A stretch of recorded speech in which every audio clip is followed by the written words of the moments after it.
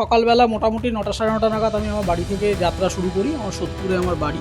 রথতলা ক্রসিংয়ে হঠাৎ আমার গাড়িটিকে সিগন্যালে আমরা দাঁড়াই এবং গাড়িটিকে ডাকা হয়। তো আমি জানতে চাওয়াতে আমাকে একটা রিকুইজিশন স্লিপ দেখানো হয়, দেখিয়ে বলা হয় যে নির্বাচনের জন্য গাড়িটি দরকার। তো আমি তাতে বলি যে দেখুন, আমার তো কাজকর্ম রয়েছে, আমি এইভাবে গাড়িটি দিতে রাজি নই। আমি গাড়ি দেবো না। এবার কি করবেন আপনি? আপনি গাড়ি না, এইভাবে হবে না, এইভাবে সব ভুলে যান।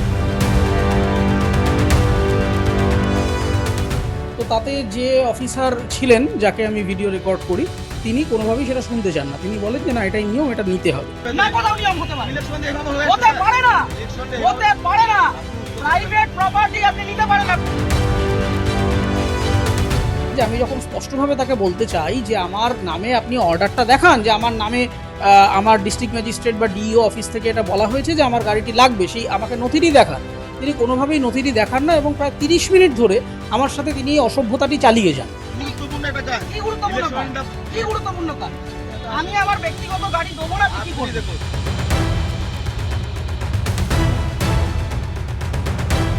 কেন এই ধরনের অসভ্যতামি হচ্ছে? কারণ শুধু আমার কাছে না, আজকে আমার এই ভিডিওটি প্রায় 7-8 মিলিয়ন মানুষের কাছে পৌঁছে গেছে। তার মধ্যে দু একটা উচ্চিংড়ে আইটি সেল বাদ দিয়ে বাকি মোটামুটি সকলেই বলছেন যে তারাও কোনো না কোনোভাবে কোনো না কোনো জায়গায় এই ধরনের পুলিশি উপদ্রবের শিকার হয়েছে।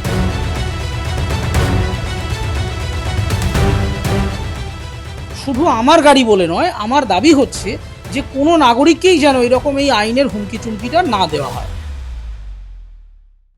মানুষকে অ্যালার্ট করা, এটাই আমি মনে করি এটা আমার কাজ। এবং তার জন্য যদি 2-4টে লোক গালাগালি করে, মিম বানায়, কার্টুন বানায় বা বাড়িতে এসে হইচই করবে, কিন্তু আমি এই ধরনের আমি একটা এভিল ফোর্সের সাথে তো লড়াই করতে এসেছি, এটা জেনেই এসেছি যে এর জন্য আমাকে বিভিন্ন রকমের খারাপ কনসিকুয়েন্সেস ফেস করতে হবে।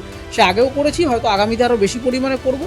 তাতে আমি আমার অবস্থান থেকে নড়বো না। যেখানেই অন্যায় অপরাধ দেখবো এবং অনাচার দেখবো, আমি সেখানেই কথা বলবো। সামনেই বিধানসভা নির্বাচন, ইতিমধ্যেই সরগরম রাজ্য রাজনীতি। আজ সকালে যে ঘটনাটি ঘটে অরিত্রর সঙ্গে, ইতিমধ্যে আপনারা সোশ্যাল মিডিয়ায় দেখেছেন, অরিত্র পোস্ট করেছে। অরিত্র রয়েছে আমার সঙ্গে, আমি একটু জিজ্ঞেস করি, তুমি শুটিংয়ে যাচ্ছিলে গাড়ি চালিয়ে, ঠিক কি হয় ওই সময়? দেখুন, আজকে একেবারেই এটি অনভিপ্রেত ঘটনার সম্মুখীন হই। একদম সকালবেলা মানুষ যখন কাজে যায়, তারা তো একটা দিন শুরু করে, তো সেইভাবে এবার অভিনয়টা তো আমাদের এক রকমের কাজ এবং পেশা এবং সাধনা। এবার বিষয় হচ্ছে, সকালবেলা মোটামুটি ৯টা সাড়ে ৯টা নাগাদ আমি আমার বাড়ি থেকে যাত্রা শুরু করি। আমার সোদপুরে আমার বাড়ি এবং আমার গন্তব্যস্থল ছিল গড়িয়াতে, যেখানে আমার শুটিং চলছিল।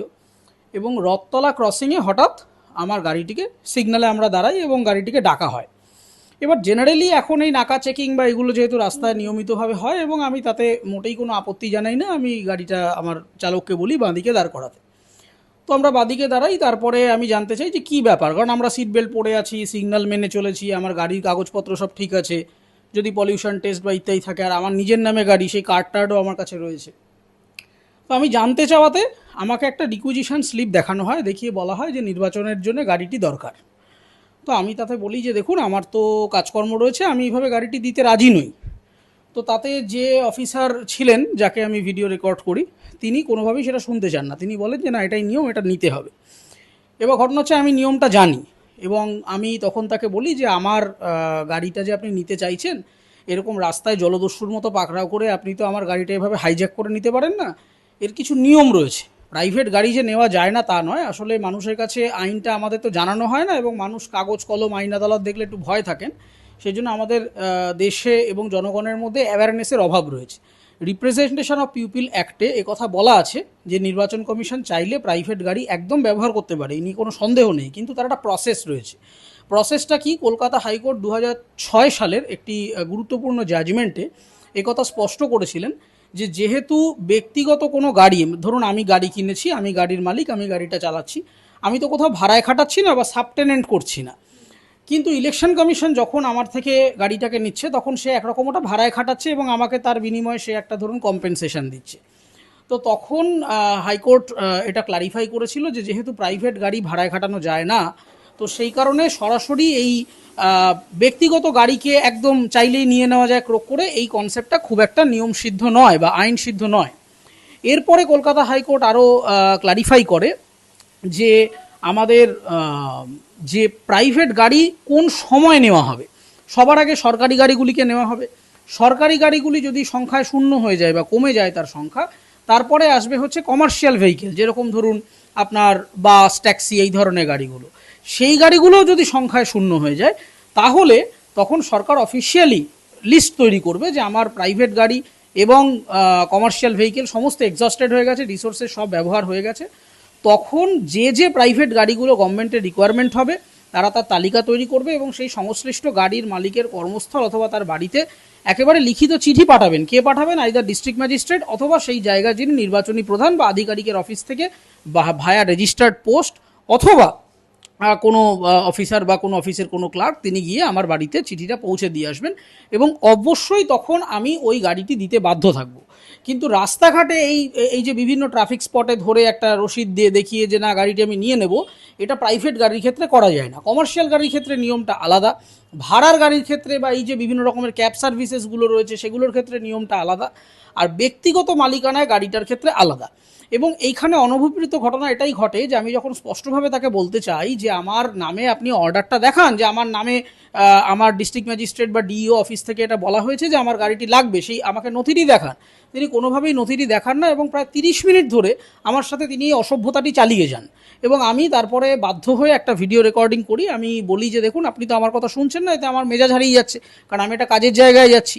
তো আপনার যা আছে আমরা মানুষকে তো জানাতে হবে যে আপনারা কিভাবে এই পুলিশি অব্যবস্থা এবং যে অনাচার আপনারা করে চলেছেন সেটা মানুষকে জানানো প্রয়োজন। তো তৎক্ষণাৎ আমি আমার হাতের কাছে থাকা মোবাইল ফোনটিতে ভিডিওটি রেকর্ড করি এবং সেটা আমার সোশ্যাল মিডিয়াতে আপলোড করি, মানুষকে জানাই যে কী রকমের অসভ্যতা শুরু হচ্ছে। এবং তারপরে আমি এই পোস্টের পরেই আমি একটি তৈরি করি, সেখানে লিস্ট করে আমি মানুষকে এও জানাই যে কোন জাজমেন্টের পরিপ্রেক্ষিতে কোন কোন আইনি জট রয়েছে, যে যে কারণে এইভাবে রাস্তায় গাড়ি ধরে এটা আমার বলে সেই ওরকমভাবে বাগিয়ে নিয়ে নেওয়া যায় না। এবং তার সঙ্গে আমি আরও একটি কাজ ইতিমধ্যেই সেরে ফেলেছি, সেটা হচ্ছে আমি আমার ব্যারাকপুর পুলিশ কমিশনারেটের কাছে এই ভিডিওটি সহ, আমার ফেসবুক পোস্টটি সহ, আমার গাড়ির কাগজের মালিকানা নথি সহ আজকের গোটা বিবরণের ভিত্তিতে একটা অভিযোগপত্র জমা করেছি ভায়া মেল। আমি সেই একই অভিযোগপত্রটি আমার চিফ ইলেকটোরাল অফিসার যিনি পশ্চিমবঙ্গের দায়িত্বে রয়েছেন এবং আমার ডিস্ট্রিক্টের যিনি প্রধান ইলেকটোরাল অফিসার রয়েছেন তার অফিসেও আমি মেলটি থ্রু করেছি এবং সেই অভিযোগটিও আমি আমার সোশ্যাল মিডিয়াতে সার্কুলেট করে দিয়েছি যে আমি এটার একটা স্পষ্ট ক্লারিফিকেশন চাইছি। এবং শুধু আমার গাড়ি বলে নয়, আমার দাবি হচ্ছে যে কোনো নাগরিককেই যেন এরকম এই আইনের হুমকি চুমকিটা না দেওয়া হয়। তার কারণ আইন নিশ্চয়ই আছে, তার সদ্ব্যবহার করে কোনো সরকারের যদি মনে হয় সরকারি কাজে ব্যবহার করবেন নিশ্চয়ই করবেন, কিন্তু যেভাবে এই আইনের অপব্যবহার করে মানুষকে ভুল বুঝিয়ে রাস্তায় প্রাইভেট গাড়ি মানে এটা কাগজ দেখিয়ে এটা নিয়ে নিতে হবে, এই যে গুন্ডামি, এই গুন্ডামির বিরুদ্ধে আমি সরব হয়েছি এবং আমি সংশ্লিষ্ট পুলিশ দপ্তরকে চিঠি দিয়ে স্পষ্টভাবে 3টে দাবি জানিয়েছি। যে এক, যে তারা যেন এর একটা ক্লারিফিকেশন দেয় স্পষ্টভাবে যে কেন এই ধরনের অসভ্যতামি হচ্ছে। কারণ শুধু আমার কাছে না, আজকে আমার এই ভিডিওটি প্রায় 7-8 মিলিয়ন মানুষের কাছে পৌঁছে গেছে, তার মধ্যে 2-1টা উচ্চিংড়ে এই আইটি সেল বাদ দিয়ে বাকি মোটামুটি সকলেই বলছেন যে তারাও কোনো না কোনোভাবে কোনো না কোনো জায়গায় এই ধরনের পুলিশি উপদ্রবের শিকার হয়েছেন। তারা মানে এটা বহু মানুষ আমাকে ফোনও করেছেন, কমেন্ট করে জানাচ্ছেন, মেসেঞ্জারে জানাচ্ছেন যে প্রাইভেট গাড়ি চালিয়ে নিয়ে যাচ্ছে হঠাৎ করে যে কোনো জায়গাতে, এবং শুধু কলকাতা শহরে হচ্ছে না এরকমটা নয়, বিভিন্ন মফস্বলেও এরকম থামিয়ে জোর জুলুম করে গাড়ি নিয়ে নেওয়ার একটা হুজ্জুতি চলছে। তো সেই জায়গায় আমার প্রথম দাবি হচ্ছে এটা ক্লারিফিকেশন দেওয়া হোক। দ্বিতীয় দাবি হচ্ছে যে শুধু আমি নয়, কোনো নাগরিককেই যাতে আগামী দিনে এই ধরনের হ্যারাসমেন্ট না করা হয়। ফর্মালি যা পদ্ধতি আছে তাতে যদি সরকারের দরকার পড়ে নিশ্চয়ই নাগরিকরা সাহায্য করবেন, কিন্তু কোনো গুন্ডামির কাছে আমরা আপোষ করব না। এবং তৃতীয়ত হচ্ছে যে ব্যক্তি এই হ্যারাসমেন্ট করেছেন আমার সাথে তার বিরুদ্ধে যেন একটা ডিসিপ্লিনারি অ্যাকশন নেওয়া হয়। এই 3টে দাবি নিয়ে আমি আমার অভিযোগপত্রটি নির্দিষ্ট অফিসে জমা করেছি। যেটা বলে যে প্রায় 30 মিনিট ধরে বচসায় জড়িয়ে পড়ো এবং তুমি যাচ্ছিলে, তোমার গাড়ি আটকানো হয়। 30 মিনিট ধরে ওনার একটাই কি প্রশ্ন ছিল যে গাড়িটি লাগবে? হ্যাঁ, একেবারেই তাই। এবং আমিও আমার বক্তব্যে, কারণ এর বাইরে ওনার সাথে তো আমার কোনো ব্যক্তিগত শত্রুতা নেই, আমি ওনাকে বারংবারই বলি যে আমি গাড়িটা আপনাকে, যেটা ভিডিওতে হচ্ছে আমি বারবারই তাকে বলছি যে আপনি চেয়েছেন, আমি শুরুতেই বলেছি গাড়িটি আপনাকে দেবো না, তিনি আমাকে বুঝিয়েই ছাড়বেন যে তিনি গাড়িটি নেবেন। তো এই যে একটা মানে গাজোয়ারি যেটা আমি বলবো, তো এটাতে আমি খুবই বিরক্ত এবং বীতশ্রদ্ধ হয়েছি। তার জন্যই আমি এই আইনি পদ্ধতিটা অবলম্বন করেছি এবং মানুষকে ব্যবহার করেছি। কারণ আপনি কাউকে অনুরোধ করতে পারেন, অথবা আপনি যদি কম্পালসারি স্ট্যাটিউটরি অথরিটি আপনার থাকে, আপনি বাড়িতে চিঠি পাঠাতে পারেন। আমার ভিডিওতে আপনি এও পাবেন যে আমি পরিষ্কার বলেছি যে আমার বাড়িতে আপনি চিঠি পাঠান, আমার বাড়িতে ডিও বা ডিএম যদি মেসেজ করেন, চিঠি পাঠান, আমি নিশ্চয়ই দিতে বাধ্য, এটা তো আইনে লেখা রয়েছে। কিন্তু কোনো আইন কানুনের কোনো গল্প নেই। হঠাৎ করে তিনি এসে একটা রাস্তায় একটা রিকুইজিশন রসিদ দেখিয়ে তিনি মানুষকে ভুল বুঝিয়ে, কারণ আজকে আমি আইনটা জানি বলে আমি ওনাকে কাউন্টার করতে পেরেছি, অন্য সাধারণ মানুষেরা তিনি বিপদে পড়ে যেতেন, তিনি হয়তো জানতেন না কি ফাইন দিয়ে চেয়ে বসতেন, না কি ঘুষ খেতেন, না কি করতেন, এটা তো আমরা জানি না। তো সেই জায়গায় দাঁড়িয়ে আমার মূল উদ্দেশ্য তো পুলিশের সাথে শত্রুতা করে না, আমার মূল উদ্দেশ্য হচ্ছে পুলিশ তার ক্ষমতার অপব্যবহার করে যে মানুষকে হয়রানিগুলি করছেন, এইটা যাতে নির্বাচন কমিশন সহ সংশ্লিষ্ট যে পুলিশ ডিপার্টমেন্ট আছে তারা যাতে সেটা দেখেন। এবং পুলিশের কাজ কিন্তু নাগরিককে সহায়তা করা। আইন কানুন এই কারণে তৈরি হয়নি যে আমি নাগরিককে হ্যাকেল করব। আমাদের আইন কানুনটা সৃষ্টি করা হয়েছে যাতে নাগরিকদের সিমলেস একটা সোসাইটি চলতে পারে। কিন্তু এখন যেটা ব্যাপার হয়েছে যে ক্রিমিনাল যারা রয়েছে তারা কিন্তু খোলা ঘুরে বেড়াচ্ছে, হাজার চুরি ডাকাতি খুনি ধর্ষক, তারা একেবারে সমাজে গণ্যমান্য জায়গায়। আর সাধারণ নাগরিক যারা দৈনন্দিন জীবনে মধ্যবিত্ত, গরিব, নিম্ন মধ্যবিত্ত পরিবারের লোকজন, তাদের ওপরে এসে নিয়ম শৃঙ্খলা যত ধরনের জিনিসপত্র। অথচ সব থেকে মজার ব্যাপার, কিছুদিন আগেই আমি আমার ফেসবুক পেজে লিখেছিলাম যে কলকাতা পুলিশের এক পুলিশ কমিশনারে তার নিজের গাড়ির পলিউশন ফেল ছিল। অধিকাংশ সরকারি গাড়ির কোনো পলিউশনের কাগজ থাকে না, ঠিক থাকে না, তারা দেদার সিগন্যাল ভায়োলেট করে যাচ্ছে, অধিকাংশ পুলিশ হেলমেট পরে না, লাইসেন্স নেই, অমুক নেই, এরকম প্রচুর আছে। কিন্তু সাধারণ মানুষকে কেন হেনস্থা করা হচ্ছে? তার মানে আইনটা সকলের জন্য সমান হচ্ছে না। তার মানে যখন যে লোকটা জানে না তুমি তার উপরে জুলুমবাজি করছো। তো এইটার বিরুদ্ধে আমি সোচ্চার হয়েছি, এবং শুধু আজকে হয়েছি তা না, বছরের পর বছর ধরে হয়ে এসেছি। আগামীতে জীবনে যেখানেই যাই আমি এই অন্যায় এবং অনাচারের বিরুদ্ধেই আমি আমার অবস্থান নিয়ে রাখবো। একদম। এবং বলবো, তুমি রাজনৈতিক দল, যে কোনো দল হয়ে একটা নির্দিষ্ট তোমার মতামত আছে সাধারণ নাগরিক হিসেবে, বা পুলিশের সঙ্গে এই বচসার নানান সমস্যা সমাজে চলতে গেলে হয়। কিন্তু তুমি যেটা বললে যে তুমি আগেও এর প্রতিবাদ করেছো এবং সারা জীবন ধরে করে যাবে, অরিত্র বিপদ হতে পারে বা কোনো সমস্যার সম্মুখীন হতে পারে, এরকম কি কখনো ব্যাক মাইন্ডে চলতে থাকে? দেখুন, প্রথম কথা, আমি এই ধরনের যে সংস্কারের কাজ যেটা আমি শুরু করেছিলাম, কারণ আমি সোশ্যাল সায়েন্স নিয়ে লেখাপড়া করেছি তো, এবং সমাজের একটা প্রিভিলেজ সম্প্রদায় থেকে আমি বিলং করি, এবং আমার এই সোশ্যাল মিডিয়াতে হাজার হাজার মানুষ আমার চ্যানেলটি দেখেন, ফলো করেন নিয়মিত। তো আমি মনে করি লেখাপড়াটা শিখে বাড়িতে ঠান্ডা ঘরে বসে থাকলে হবে না। তো আমি যেটা শিখেছি আর 5টা লোকের মধ্যে ছড়িয়ে দিতে হবে সেটা। এবং সমাজকে সংস্কার করতে গেলে শুধু নেতাদের দোষ দিলে তো হবে না, কারণ এই নেতাদেরকে সিলেক্ট করছে কারা? সমাজ সিলেক্ট করছে। তো তাহলে নেতা ঠিক হওয়ার আগে সমাজকে ঠিক হতে হবে, সমাজ ঠিক হয়ে গেলেই আমরা সঠিক নেতা পেয়ে যাব। এবার বিষয় হচ্ছে, দেখুন, একটা শক্তিশালী ফোর্সের বিরুদ্ধে একটা রাক্ষসের সাথে কথা বলতে গেলে রাক্ষস আমার দিকে তেড়ে আসবে, এটা আমি জেনেই মাঠে নেমেছি। এবং এর আগেও বিভিন্ন রকম সোশ্যাল মিডিয়া কমেন্ট তো আছেই, আমার বাড়িতেও একাধিকবার বিভিন্ন শাসক দলের লোকজন এসে হই হই পড়ে গেছে।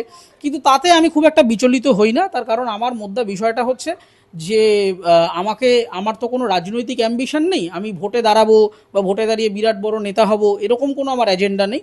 আমি মনে করি যে সভ্য সমাজে থাকতে গেলে সমাজের সকল মানুষের মধ্যে সচেতনতা প্রয়োজন, এবং শুধু আইন কানুন বলে না, আজকে সাধারণ নাগরিক সচেতনতা, পরিবেশ সংক্রান্ত সচেতনতা, বিচার সংক্রান্ত সচেতনতা, এই জিনিসগুলো মানুষের মধ্যে ছড়িয়ে দেওয়া। এবং যারা এই ক্ষমতাগুলো যাদেরকে আমরা দিয়েছি, সে নেতা, মন্ত্রী, আমলা, পুলিশ যাই হোক, তারা সেই ক্ষমতার অপব্যবহার করে যাতে মানুষকে টর্চার না করে, হিউমিলিয়েট না করে, হেনস্থা না করে, সেই ব্যাপারে মানুষকে অ্যালার্ট করা, এটাই আমি মনে করি এটা আমার কাজ। এবং তার জন্য যদি 2-4টে লোক গালাগালি করে, মিম বানায়, কার্টুন বানায়, বা বাড়িতে এসে হইচই করবে, কিন্তু আমি এই ধরনের আমি একটা এভিল ফোর্সের সাথে তো লড়াই করতে এসেছি, এটা জেনেই এসেছি যে এর জন্য আমাকে বিভিন্ন রকমের খারাপ কনসিকুয়েন্সেস ফেস করতে হবে।